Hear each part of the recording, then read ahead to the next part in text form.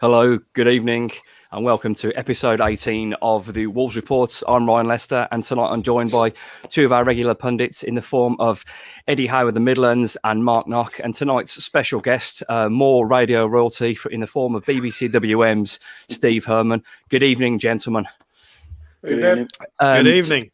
Tonight, we're going to talk about the Molineux sensory room. We're going to talk about the Southampton game, Tote Gomes, Rayan Ait-Nouri, Chiquinho, the transfer window. It's not on the schedule, but I want to talk about Daniel Levy and get some opinion on that £15 million bid. I want to take some of your questions that we've had from Twitter and some of your live questions as well. And also, I want to look ahead to Brentford. As a big part of this show is it's live, and the questions and the input that you guys put in from Facebook and from YouTube, any of the questions that come in, we'll get in as many as we can. I can see the comments coming in already. It's great. It's a real part of the show to get the questions on. So keep them coming. We'll get them coming on. So yeah, we'll start off with the show. Special guest tonight, Steve Fuhrman. Now, you may recognise Steve's face from social media. There's been lots of stuff going around about Steve. He took his lad Eddie to, I think it was his first game. Was it his first game, Steve? Was. Yeah, went to Molineux. Now, Eddie's autistic, but there was a real nice story here that Wolves have done something good. So I'm going to hand the floor to you, Steve. So tell us a bit more about your good experience at Molineux. Okay, yeah. First of all, when you said about seeing your face, I thought you were going to do a face for a radio joke, which would have been fine and fair. But yeah, it's been, you know what? It's been crazy actually, but in a really nice way. How I wasn't expecting it to sort of travel, as it were, in the social media world. And like even last week I had someone send me on WhatsApp a newspaper cutting of the photo of me and Eddie, like saying, oh, you were in the Chronicle. But yeah, basically there you go, there's the photo with the headline "Dream Come True," and genuinely Brilliant. It was. I know it sounds like such a cliche, but I did an interview with BBC Radio WM, of course, a few years back, where basically my wife and I told our story of raising a child with special needs. At the time, Eddie was in nursery school, and it was before he went to a special school, and we were still sort of like adjusting to his needs and coming to terms with we had a child with special needs. It wasn't what we expected. And one of the things I said in that interview is that, you know, he's not going to get married. He's not going to do this. He's not going to do that. I'm not going to go to a football game with him because, you know, for us blokes, I think that is a big deal to take your kids to the football. And I just thought at that time I never would have had the opportunity to do it. And then on Twitter, Laura Wright, who's the disability access officer at Wolves, I saw her tweet about this sensory room at the end of last year. Bear in mind, this sensory room has been open since 2019, but I hadn't. It had gone past my radar. And anyway, saw it and I thought, you know, that'd be. Initially, I just suggested. I wasn't thinking about me and Eddie. I just said, "Oh, that's a nice piece to raise awareness on BBC WM." I never thought about me and Eddie going, but then she actually came back and suggested it because I said, "This is why I'm interested. I like to raise awareness, especially." And she said, "Why don't you come to a game? Come along." So we went to Wolves against Chelsea. What turned out to be the last home game of the year. And basically what they've done, they've converted an executive box in the Steve Bull stand. It's the furthest one along, box number 1, where the North Bank meets the Steve Bull stand. So you enter the same way as all the normal executive box area, but you go right to the end, and she tailors the room to the child that's in there or the adult that's in there with their needs. So she, written little messages like "Hello, Eddie," and put different sensory toys out and things like that. They can adapt it for each person that goes in there. And that day there was another family in there, a husband and wife and their 14-year-old son who also had autism. And they said to me, their season ticket holders in the Billy Wright Lower, but they said they like to go there because it's just, you can still hear the atmosphere. It's a little bit muffled, but you can still hear the atmosphere. You can watch the game. It's a great view, like right from the corner flag, right diagonally across the pitch. And it just takes away any concerns, any worries, because genuinely, I think if I sat with Eddie in the Billy Wright Lower tier, he'd want to run on the pitch. Genuinely. Don't we all? There is that. There is that. But yeah, I'm grateful, forever grateful to Laura for actually suggesting it. and for us going along. And she said, she did say to us at the start of the game, there might be a Chelsea fan that comes in here who's got, I think they identified that there was one Chelsea fan who might have some sensory needs, who might find the atmosphere a little bit overwhelming. There might be another Wolves fan. They didn't come in the end, but isn't it great that that's what they identify ahead of the game, that there are some people who find the atmosphere at Molineux overwhelming, and you can understand it with all the flames and the atmosphere, how loud it is, which is great for most of us, but for some people find it a bit difficult. And like I said, dream come true. I've been able to take my son to the football, and because of that, I don't think it'll be the last time I take him to the football. The only shame is that it was 0-0. But there you go. I mean, I was talking to the guys earlier on about it off air, Steve, and it's football clubs get a lot of criticism about the slightest thing, and this may not mean something to some people, but it's such a great story that people who wouldn't be able to go are getting the opportunity to go, and Wolves deserve all the credit for that. And I mean, I did my research earlier on, and equally like you, I didn't know it was open in 2019. I had absolutely no idea, so it's been open a while. We haven't really seen a lot about it, but it's brilliant. It's everywhere on social media you've been, Steve, with that picture. It's been great, and I'm delighted. So, I mean, credit to Wolves, guys. It's such a good story to have, and hopefully he can continue the clean sheet record. So Eddie's got some responsibility there of keeping that clean sheet record at Molineux. Well, if it wasn't for VAR, he would have seen a goal, wouldn't he? But was it offside? Exactly. But it was a lot better than my first ever game, which was the 4th Division playoff final against Aldershot, which we lost 1-0. Oof. So it was an improvement on that. But it's a fantastic thing. Genuinely, Wolves in the community department, they're brilliant with everything they do. They might be a lofty Premier League club and we're doing brilliantly. But they haven't. I genuinely don't think they have forgotten their roots in the community. They do a great job. Absolutely. I mean, like you as well, Steve. We've got various friends and know people in and about the club, and the people on the surface of the club.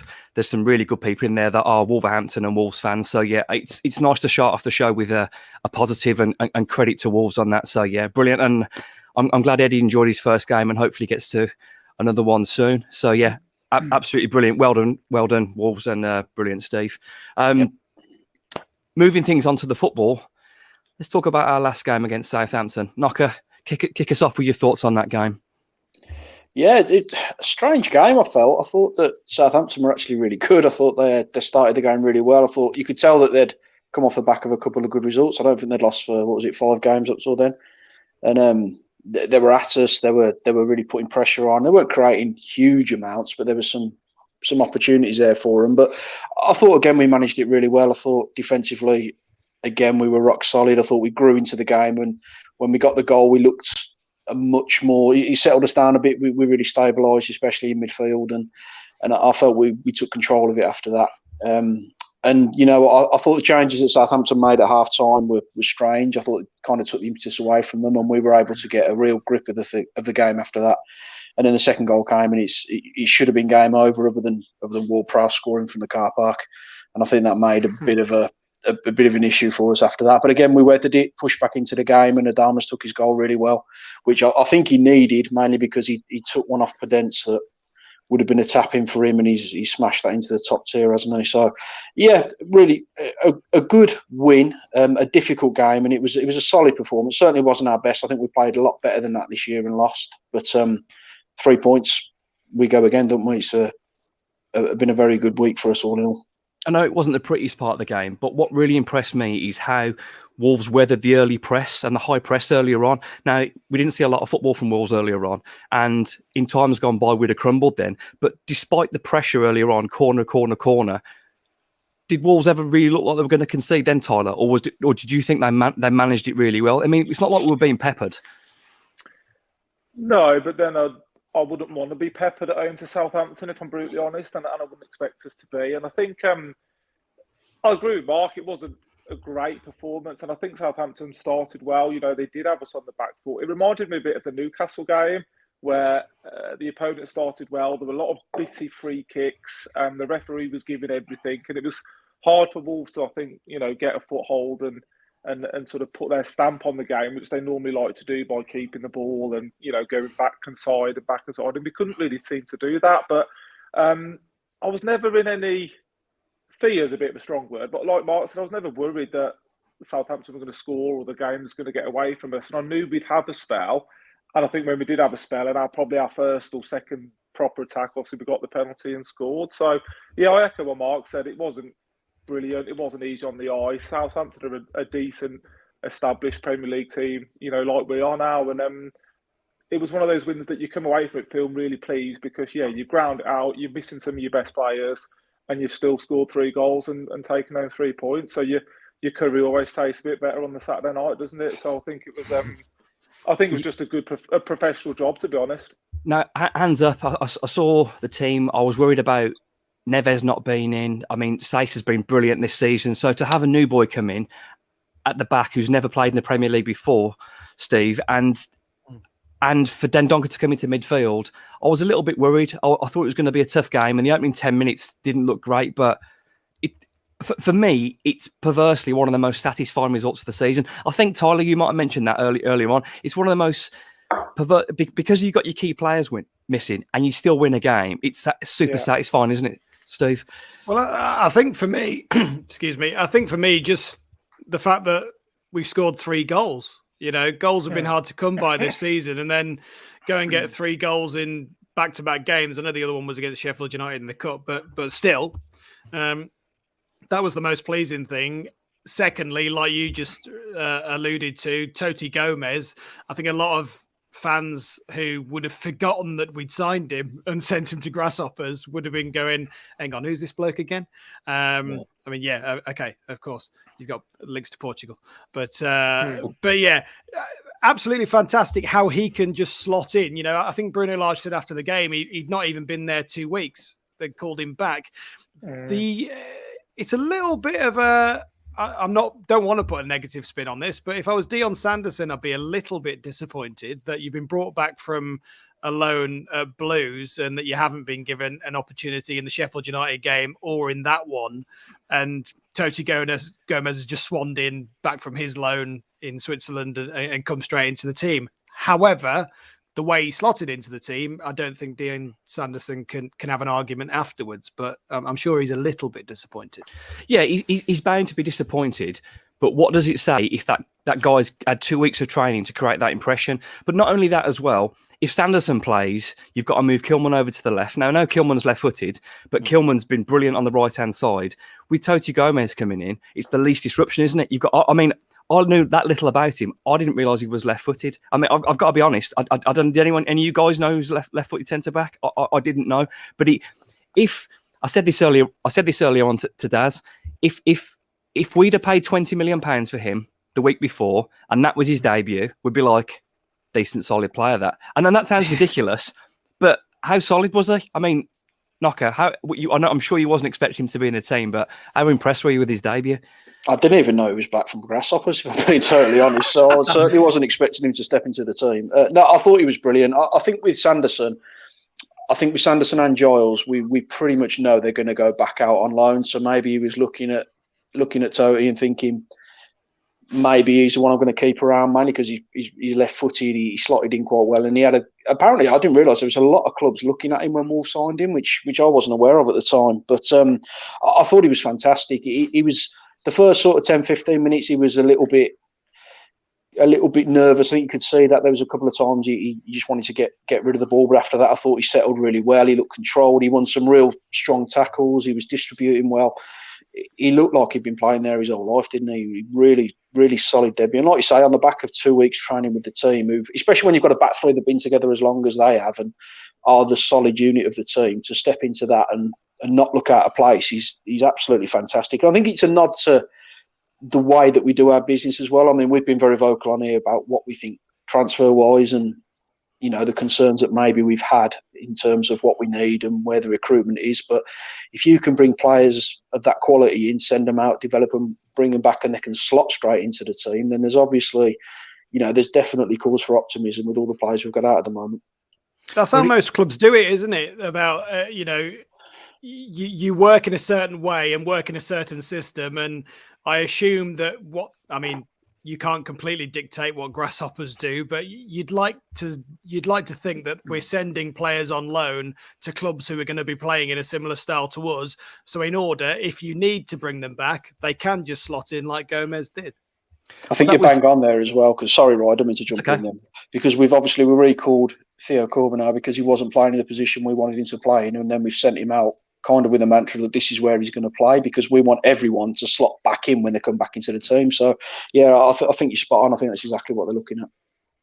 It was a debut no one was expecting, and there was a few whispers and rumours going around literally an hour just before the team sheet came out, and we're like, no way is that going to happen. But this almost now, Fosun and Jeff might be like this now. Well, we needed that centre-back. And the thing is, though, if Wolves did buy a centre-back in the window, with the way Sace has been playing and Cody's been playing and Kilman's been playing, how good and how much money do we have to spend for them to get into that team? And do you want to break up what already looks like now? Well, it's the second best defence in the Premier League statistically. You can't really argue with that. So have we found a gem now that can be our next guy in line, or would you still like to sign a centre back? Any of you? I think it's still early days, isn't it? And as Wolves fans, we love getting carried away with a debut, don't we? We've done it historically over the years, and let's just calm ourselves down a little bit. He's had a good game. He looked, like you said, like he'd been there. I think he's 22, 23, so he's not a 16, 17-year-old kid they've just thrown in from nowhere. He's been bought. He's playing regular football in Europe. Yeah, admittedly not the best standard, and he looked decent. But I think we just need to stay a bit level-headed for now. But so miserable. So miserable. Honestly, this is the second coming of Paolo Maldini, and you made him out to be Egert Janssonson or Gunnar Haller flying down the left. You're making I'm not surprised. Franz Beckenbauer. I did tweet after the game, Tote Gomes, so I was impressed. and it was a good debut. And, if it's a big if Bolly ever gets back anywhere, and if Mosquera gets fit, and there's Gomez, I know it might not, but that's 6 centre-backs, plus then Donker can play there 7. Like you say, Ryan, is it an essential that we buy one before the summer? Probably not. No, it's not anymore. It's not priority. And what we'd say, I know we've talked about this a lot, but I'm happy to keep doing it. We have to give credit to Bruno and his staff, because this is the same set of players that played defensive football that couldn't defend for the last 6 months under Nuno. Now we've pretty much got the same defence. There isn't a defender or a midfielder who isn't better under Bruno. And that's quite remarkable. In just over one game over half of the season, everybody's improved. Granted, Sarr's come in and he's give everyone confidence because you've not got someone sitting on their 6-yard line and going no further. What a signing, £6-7 million. But we've got to give credit to Bruno. So, there was talk of Gomez going back out on loan. Surely that's closed now, isn't it? Steve, we're not going to. If he plays like that on his debut, he's jumped the queue ahead of Sanderson, isn't he? Because I think everyone would have thought that Dion Sanderson was going to be the backup, but I would say now, after seeing Gomez, you would imagine that Dion Sanderson's going to go back somewhere at the end of January. He'll go on loan to a championship club. He might go back to Blues. Who knows? But yeah, I think he's certainly put himself at the pecking order. Obviously Mosquera is injured, but he'll come back at some point. Willy Bolly, as you've alluded to, I think that's another story. But yeah, I think so. Unfortunately so. But yeah, I think Gomez has jumped the queue, and I'm sure that Jeff Shee's looking at it and they're going, as you said, maybe we don't need a defender. And maybe we don't. Maybe we don't. I think maybe a centre midfielder is more of a. But that will be for me now. If there was one area, we've signed a young, exciting winger. Don't know a lot about him either. But when you've got the contacts and the agent, why wouldn't you make the most of it again? I love all the Portuguese stuff from now. It's just that the bitterness from elsewhere. It's great. It was annoying to start with. Now it's fun how angry other people get. But we'll talk about him a little bit. Just finishing off on the Southampton game. 3 goals, a home win. Cementing our position in 8th, very much looking up and not looking down. Daniel Podence, another good game from the little magician. Are we now getting the player that we thought we were getting at before the relentless injuries? As long as he stays fit, I mean that at the end of the day, that's the biggest key, isn't he? I did the game for us in the Carabao Cup against Forest, which was his first game back in months. And I mean, I know it was against Forest, who were really poor at the time, and still a championship team, but he was quality and showed the glimpses. And yeah, in the last couple of games, he's shown it again. That everyone knows he's got it, and he has got the skills. You go back to was it last season?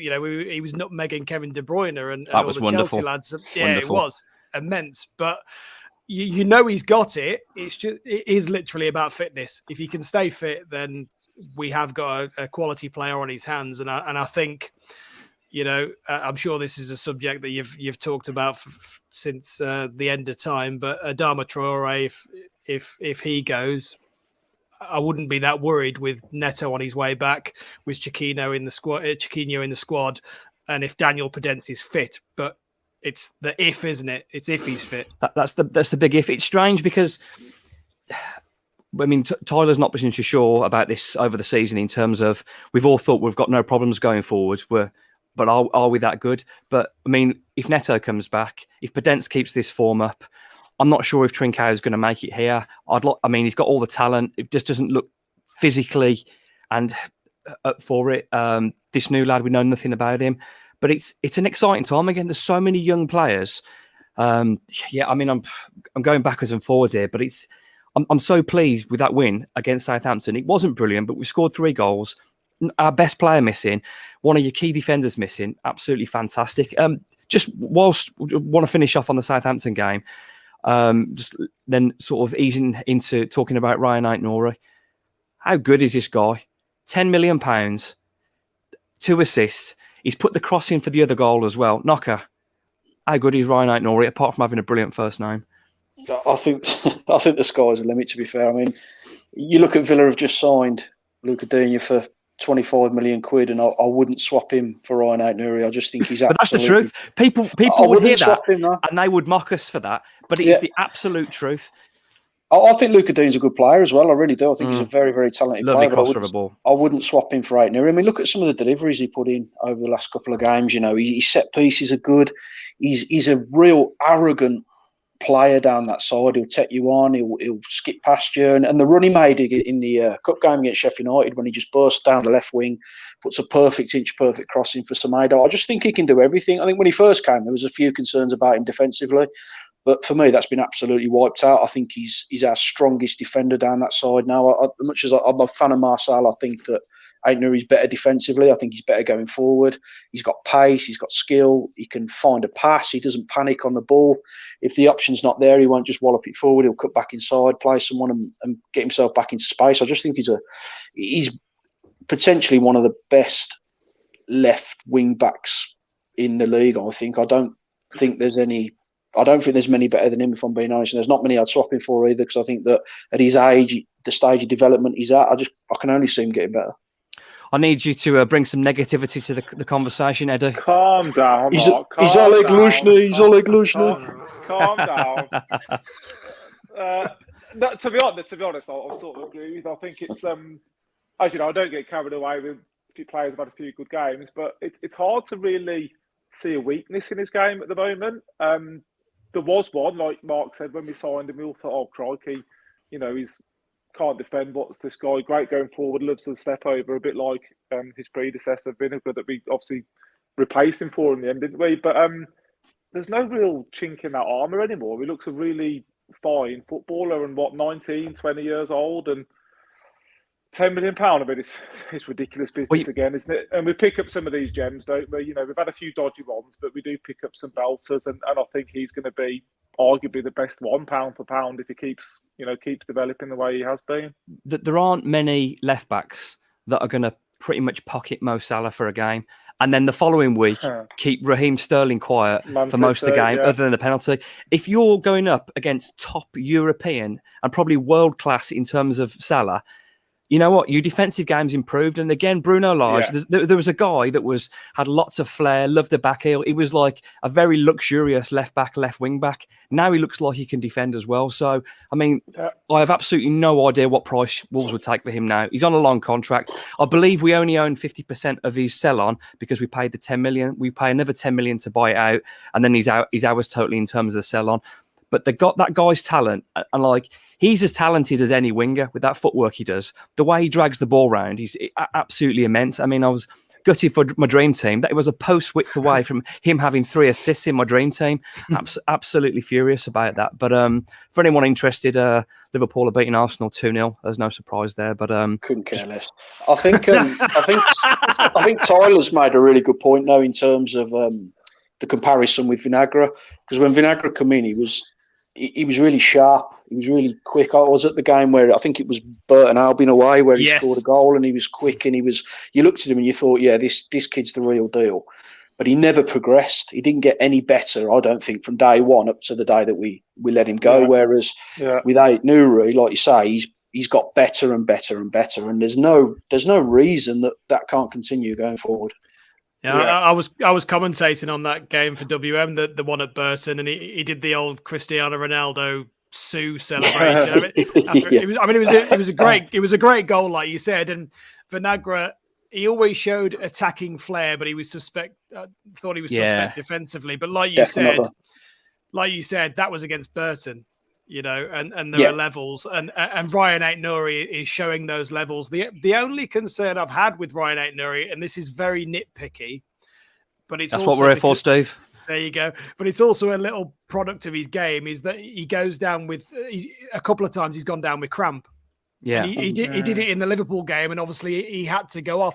I mean, like I said, that is very nitpicky and harsh because at the end of the day, he's spending 90 minutes bombing up and down the wing, so he's gonna get issues like that. But it's happened a couple of times this season, and obviously we had to bring on Hoover in that Liverpool game, and they ended up scoring. But very nitpicky. He's been quality. But what I would say for a lot of lads that age, you're not fully developed as a man yet. I mean, people are still filling out and getting strong. I mean,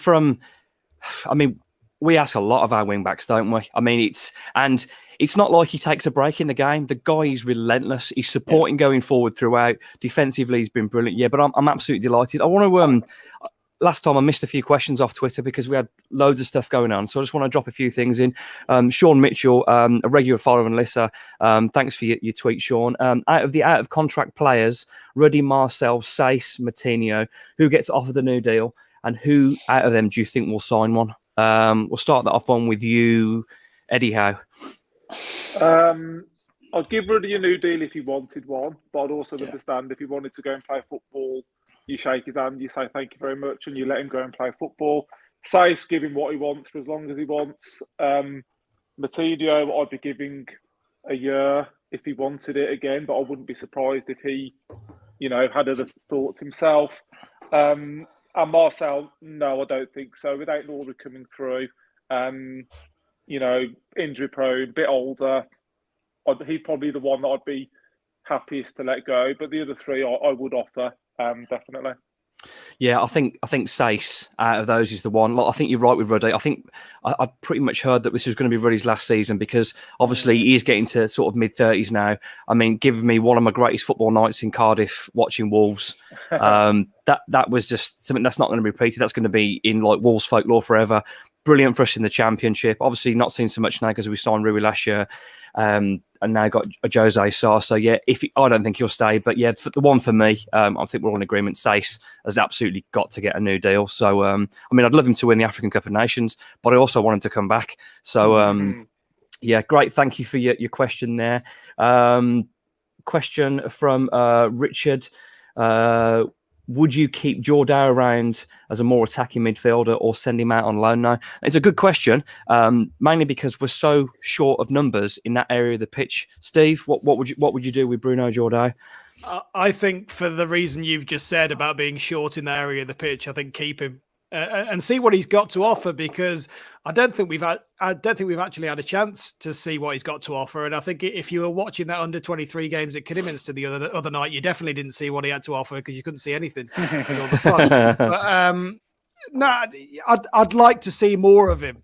You know, the most we saw of him was when he was stood on the touchline waiting to come on last season as a sub, innit? He's still waiting, isn't he? He's still waiting.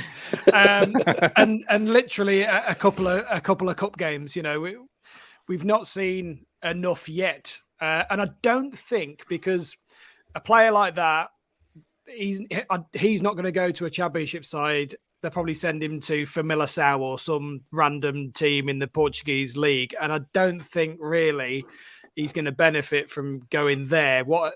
Yes, he needs regular games after injury, some would say, but I'd rather keep him around the squad and let Bruno Lage work with him and give him a chance off the bench now and again. If we bolstered the centre midfield and actually signed a player by the end of January, then maybe I'd change my mind, but for the moment, he's got to stay where he is, I think. Yeah, I agree. While we're so short on numbers, I mean, on Saturday, you've only got to look at the team. Who was the options? I mean, we were desperately short. So, yeah, I would keep him around for now. Final question from Twitter for now from Mark Bromley. This one's for you, Knocker. With us reportedly setting the price of 20 million plus 5 and add-on for Adama, I can't help but feel we have an inferiority complex when dealing with bigger clubs. If we want to be taken seriously and self-sufficiency is our remit, we need to grow a pair. What are your views, Knocker? It's a difficult one, isn't it? I mean, Adama wants to go. I think we're all pretty sure about that now because he hasn't signed that deal. I mean, he's not. It's a difficult one, isn't it? I mean, there's almost a part of me thinks you keep him and you let him go for free at the end of his 18 months because of what he can bring to you. But we're owned by an investment company who are just not going to let that happen. So I think this time of year, I think 20 plus 5 million with add-ons, I think that's probably around about where we are. If there was any kind of inkling that he would sign a new deal and he was interested in staying, then yeah, I'd absolutely be pushing that. But I think if that was going to happen, that would have happened by now. So if we can sell him for 25 million, reinvest that money and bring in someone in that midfield area where we're greatly lacking, especially with, the Lunad we've just signed and with Neto coming back, we're pretty top heavy in that area anyway. So I think if we could reinvest that money, then I'd be all for it. I mean, what I'm hoping is that I know Spurs are in for him. There's rumours that Barca and Chelsea are looking. Maybe we get a bit of a bidding war, which pushes it up a little bit. But if he don't want to be here, then get him out the door, get the money back in. As long as he's doing what he can. I mean, like he did against Southampton, came on, finished. Yeah, as long as he's doing that, I've got no issue with him. I don't think we can knock his application. I mean, no, not at all. He's the kind of player he is. Sometimes you get frustrated with him, but I don't. I mean, he's clearly liked by his teammates. He's a very popular figure around the dressing room. You know what I mean? The lads say, Cody said, he's one of the best trainers. You know what I mean? The guy's committed. He wants to be the best that he can. And he's within his rights to turn the contract down. But as long as he keeps applying himself, I'm like you, Knocker. I'm not desperate to sell. We're not, unless it's a centre midfielder, a really good one that improves us. But who's going to improve on Neto or Martini or Neves this season? But just briefly on that subject, I've had a text from my friend. I'm going to read this out, but not say who it is. He said, let's look at the amazing Daniel Levy football genius. Takes £1 billion of debt to finance a stadium. Genius move, which inhibits the spend for the next 10 years, the same as Arsenal with their new stadium. Spunked 50 million on Celso, 30 million on Gill, 20 million Emerson, 50 on Dombele, 12 on Doherty, 20 on Sessien, 15 on Rondon, 12 on Forte, 30 on Lamella, £250 million on the current squad. They're trying to offload after spunking tens of millions on others. I think he's put a lot into that, NAGs. How long has he been researching that for? Oh, God, that's where that come from. The only thing fair play to him. The only thing I took from that is that he surmised that the 12 million wasted on Doherty. When we sold Doherty for 12 million, we were moaning that it wasn't enough. Yeah, we were livid. But I mean, just going back to that, it still amazed me. Although in my mind, there was no way in a million years Spurs were playing anything but wing backs then. There was no way Jose Mourinho was signing Matt Doherty to play right back for Spurs. No. It just wasn't happening. And they did it. And we're all like, what are you doing? It's just not. His game is his intelligent runs, his movement, his ability to create or get a goal when he's up the pitch. The guy's not a great defender, and we know that. But yeah, there's talk they want to do. Sorry, Steve. There's talk they want to do that with Adama, though. He's playing at right wing back. I mean, why on earth would you want to play him there? It's just baffling. But they've done this before. Levy does this. He tries to unsettle players. He got the ump when Man City did it with Harry Kane, but he tries to do it. I mean, and he's such a cheapskate as well. I mean, they could have almost signed Jack Grealish a few years ago for 20 million.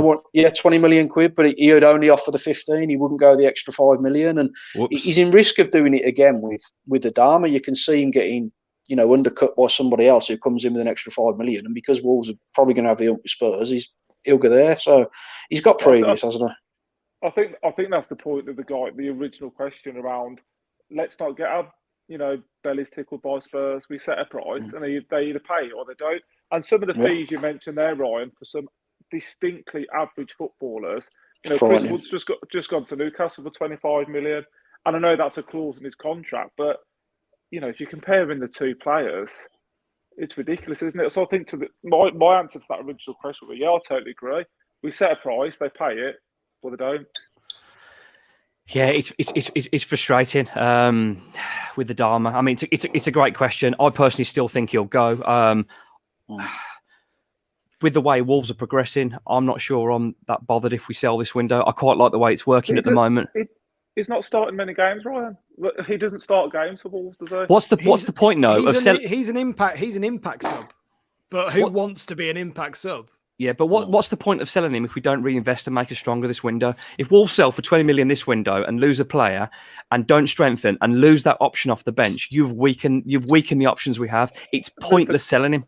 It's the contract thing, isn't it? Like Mark said, that's the only reason they're willing to sell, because and then he's got in the summer he'll have 12 months left, so that's even less money that Wolves are going to get back, isn't it? So the earlier they sell him, the argument they'll get more money for him. But who knows if we're going to reinvest it? Do we use that money to buy Trincao, to buy Hwang, who we've argued in the past don't really make us any better? Who knows?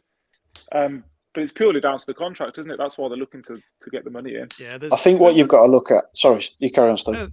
I was just going to say there's two things. What you said earlier, Wolves are a business, and we bought him for £18 million. They're going to want to make a profit on that, and that chance to make a profit is now. I think the ideal time, not the ideal time football wise, but the ideal time in terms of maximising how much you made for him was last season. It was probably this time last year in that window to sell him. You wouldn't have done for football reasons, but if a contract offer's been on the table for 15 months and he's not signed it yet, as everyone said, he wants to go. If Barcelona genuinely would be in for him, I don't think you could blame him going back to there. That's his boyhood team at all. Like you said, I think Spurs would stick in the craw a little bit, especially with the way that they bargain for players. But I wouldn't be worried. Going back to what we talked about earlier, and this is a caveat of if they're fit. But if we've got Podence, Jimenez, and Neto as a front three, and you've got Chiquinho and you got Fabio Silva, I'm not that fussed. Genuinely, if someone's going to offer more than what we paid for him, I would take it. And genuinely, I wouldn't be that bothered if it was reinvested in that area of the pitch. No, centre midfield for me, Steve. Yeah, but the problem with centre midfield is that if you sign a player that's going to be replacing Moutinho next season, he's not going to want to be a sub. And how much would you have to pay to get someone that's better than Neves? That's just not going to happen for where and who we are. So it's a really tricky area to reinvest in centre midfield when at the moment those two are playing as good as they've ever played together since they've been at Molineux as a pairing. How do you improve on that? We need another option because the next option is Dendoncker or Joe Dow. No disrespect to them, but you're not going to be able to play the same level of football. So it's a real tricky. Although it's the area I think we need the most to push in. One injury and we are significantly weaker. So it's a real tricky one. I just want to go through some comments really quickly because people take the time to do it. Sean again. Evening, Sean. How you doing? We've got Matt as well. I will click through these as we're talking. Eddie Howe's biggest fan on there. Neri, Eddie Howe again, get in there. I got a message for you, Steve. Welcome, Mr. Herman. And as he says, we'll be doing the news and travel at 9:15. Missed it. Why you excuse? You're in trouble tomorrow. There's people sat on the M6 now. People stuck at the lights at Starbridge. It's busy junction 10A down to 9, M6 South. Yeah.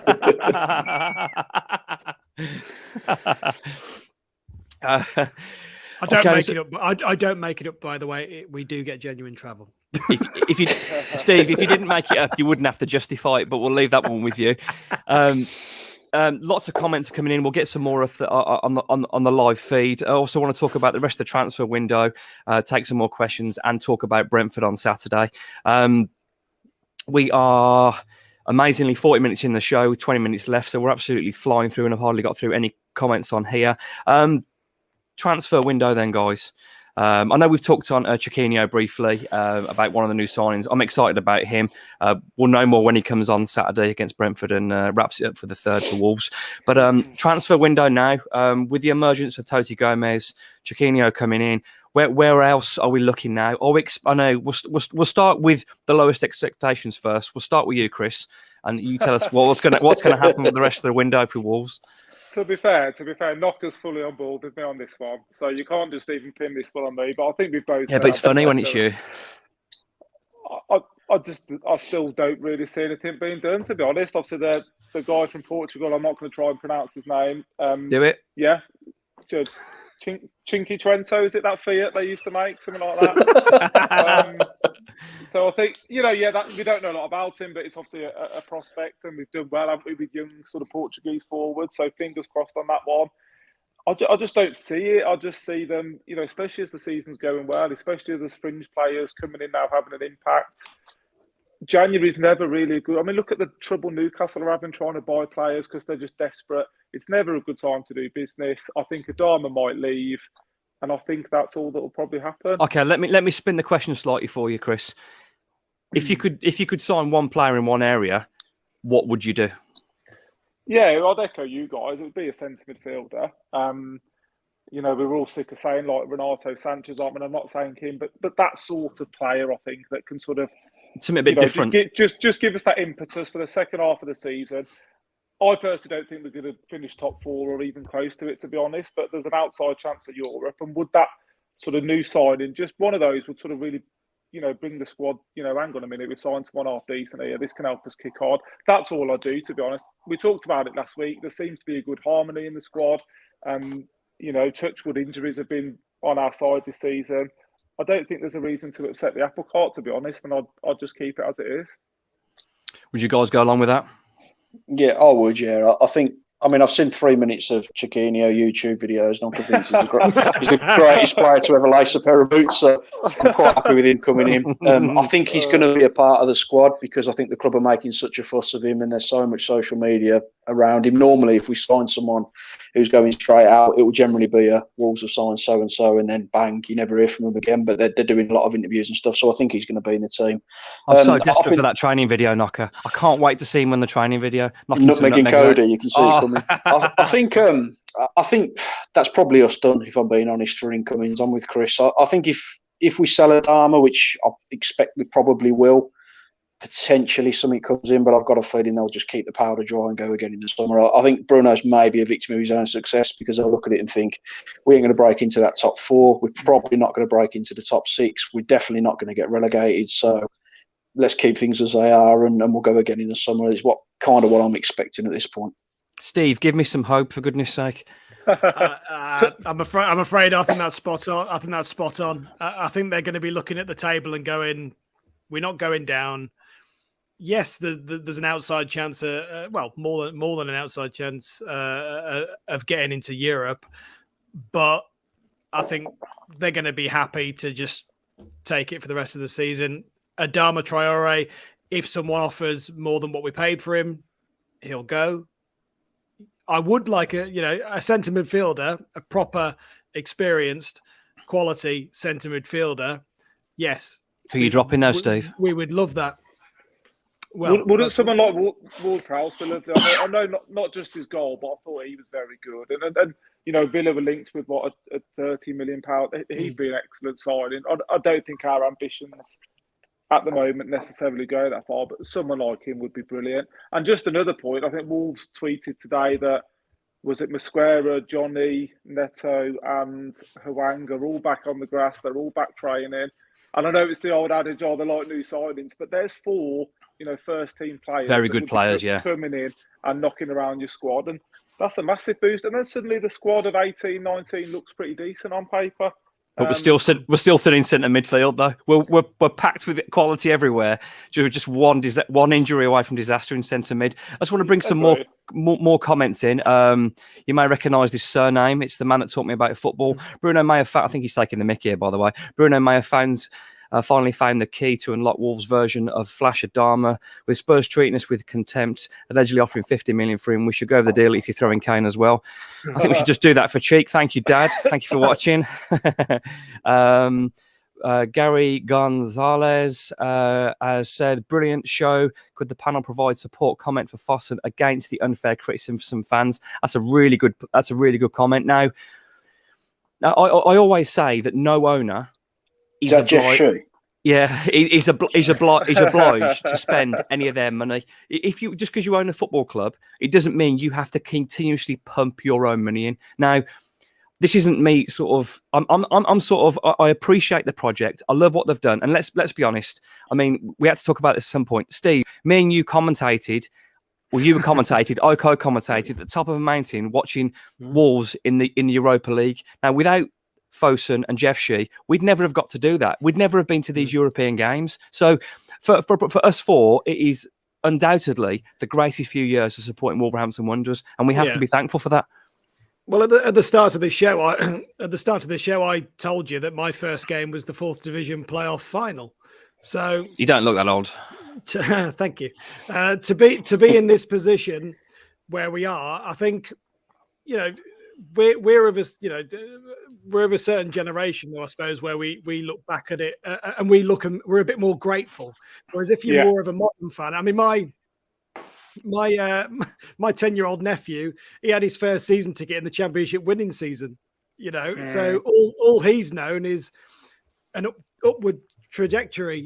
So it's mad, isn't it? Because those circumstances will really psychologically set you up for in terms of football. I mean, I'll tell you what. Sorry to cut you off, but because this reminded me, I went to the it was the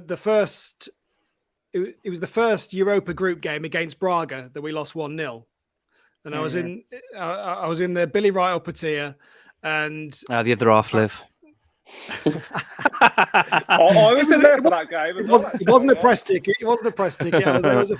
But yeah, I was in there, and I remember just as the final whistle was going, this younger lad got up out of his seat, and he was just about to go down the gangway, and he turned before he left.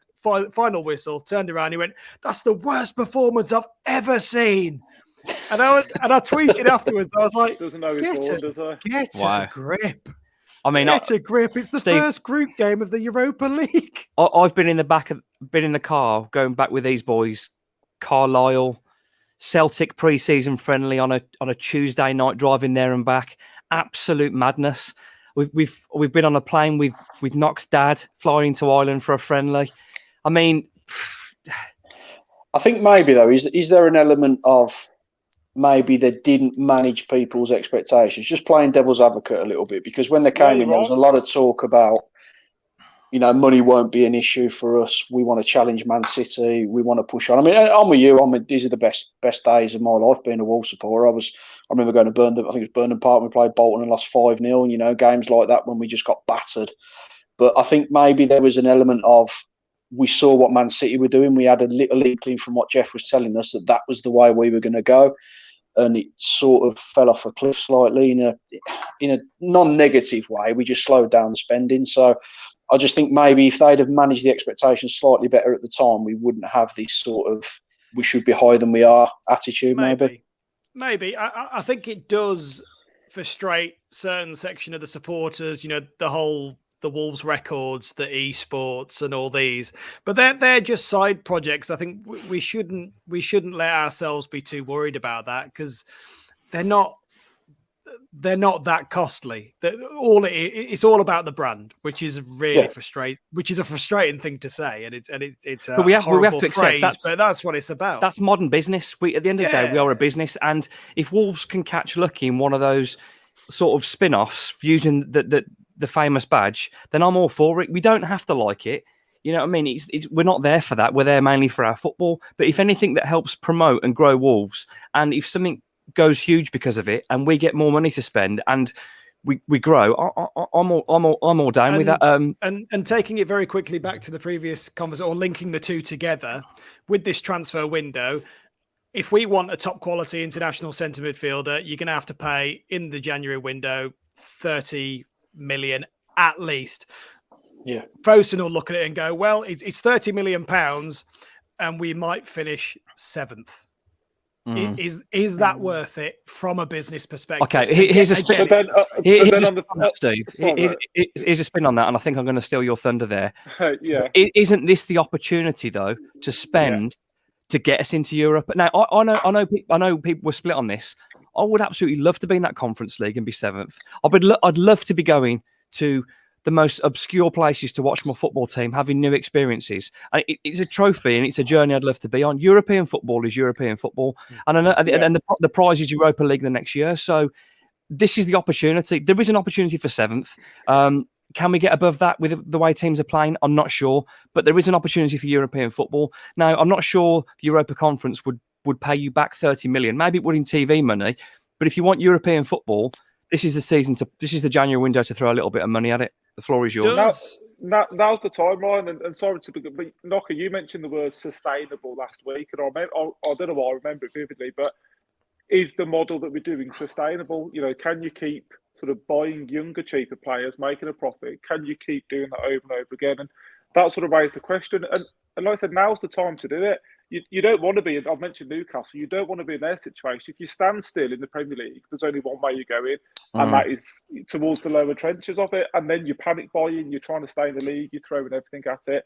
So I am going to sit on the fence. I'm 50-50. I think they've done a great job. But I do see that now is the time to kick on when we would be an attractive proposition for players. There's good things happening at the club. Surely now's the time to kick on. Yeah, I agree. I think there's an opportunity, and I know we weren't on the same page a while ago back, Chris, in terms of the Europa Conference League. But for me, any European football is European football, and I know there's been sides disrespecting it, but we aren't in a position to be disrespecting any competition. There's been we were 6 months old when Wolves won the League Cup. I've never seen us in a major final. We had the heartbreak against Watford. We're not in a position where we can be picky about what European competition we're in. Yeah. We're not some giant. We are an established Premier League club, but we're not a giant that's, you know what I mean, looking at our shiny cabinet that's been glowing with trophies in the 90s and 2000s. We can't be picky. And like I said, I think this is a little bit investment. We can challenge for 7th. Now, the other teams in that area are going to challenge as well. 7th might not sound ambitious, but I would be certainly pushing to go for that Europa Conference League. I'd rather go on a cup run. I'd take the FA Cup ahead of that. Let's have both. Well, I mean, I think just the last thing on that. The best analogy you can give for it is you don't fix a broken roof when it's raining, do you? You wait till the sun's out. So I think while we're in a good position now, while we're in a good position now, we've got the opportunities to really say, all right, let's have a bit of a go of it. But that's looking at it from a football fan's point of view. I think if you're looking at it from a business point of view, does the conference, is it worth spending 30 million to maybe get in a competition that, other than us as this generation of footballers, no one's going to care about? And I think that's probably where the club are going to look at. So, which is why I don't think they'll do anything. Yeah, I mean, I'm trying to, just to note to everybody, I've been trying to get as many comments on the screen as I can. There's been so much good chat and going backwards and forwards, and I haven't about to go through all the comments, but thank you so much. The comments on Twitter, and they're such a big part of the show. It helps us react and takes us off in different directions, and it's great to give people a shout out as well. So here's some more support. Look for Daniel Levy. Levy wouldn't get a job as a senior executive for Fosun. He's only a genius in the eyes of the London media. He's getting a lot of love on here tonight, isn't he? He's well deserved. It's great to see. We've got 6 minutes left of the podcast. It's absolutely flown by. So I want to talk now a little bit about the Brentford game.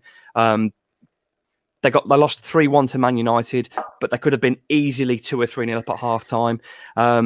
Wolves have got some decisions to make. Neves looks like he's back fit again. Steve, you've got 2 minutes. Talk me through your team and why.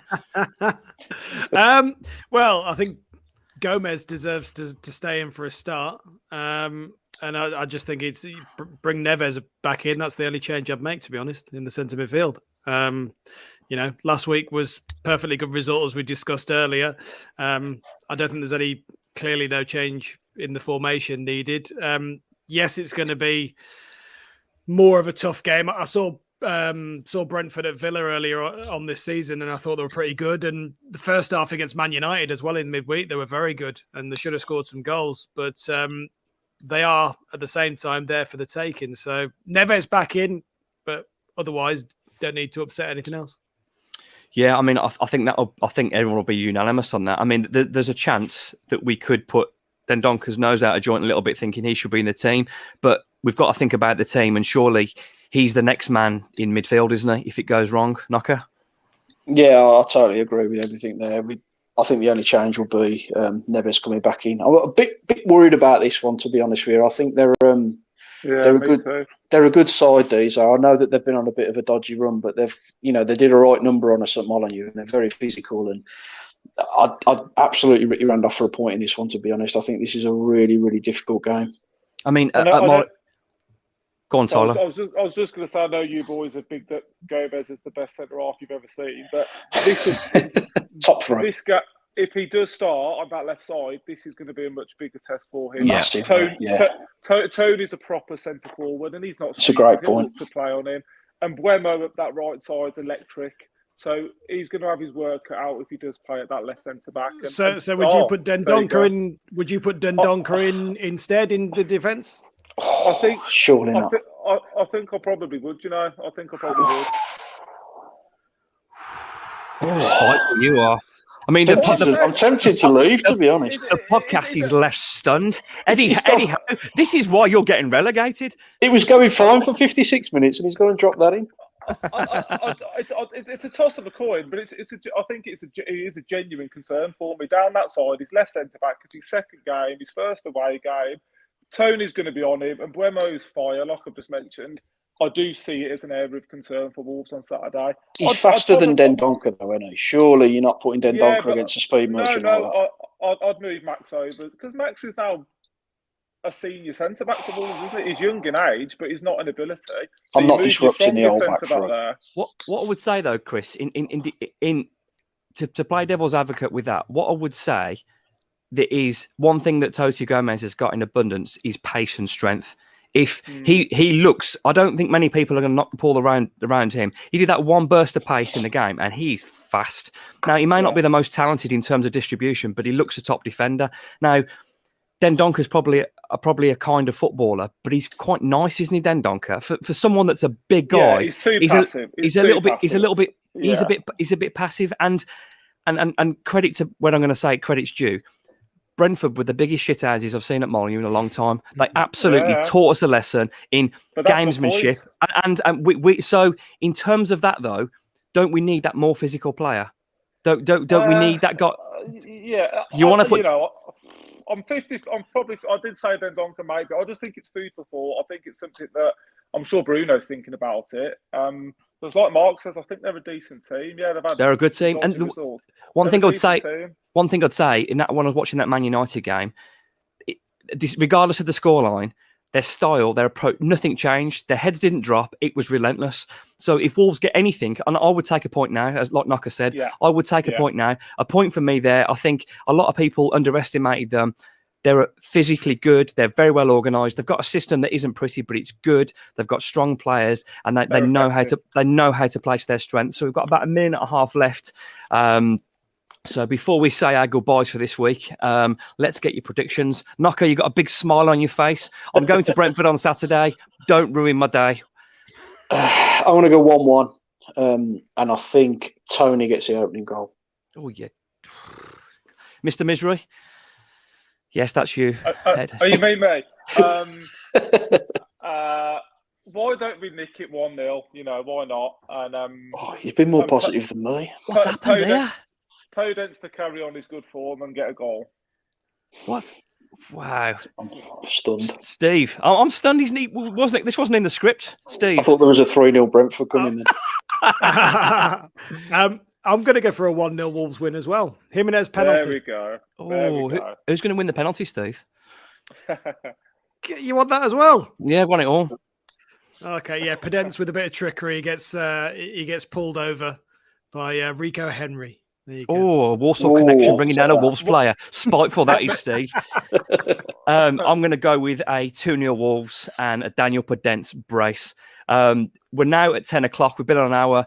Thank you to Mark Knock. Thank you to Eddie Howe. And thank you, Steve Fuhrman, who's been at WM all day and coming on the show as well. This has been episode 18 of the Wolves Report. Hopefully, we'll come to you next week after 3 points off Brentford. Up the Wolves.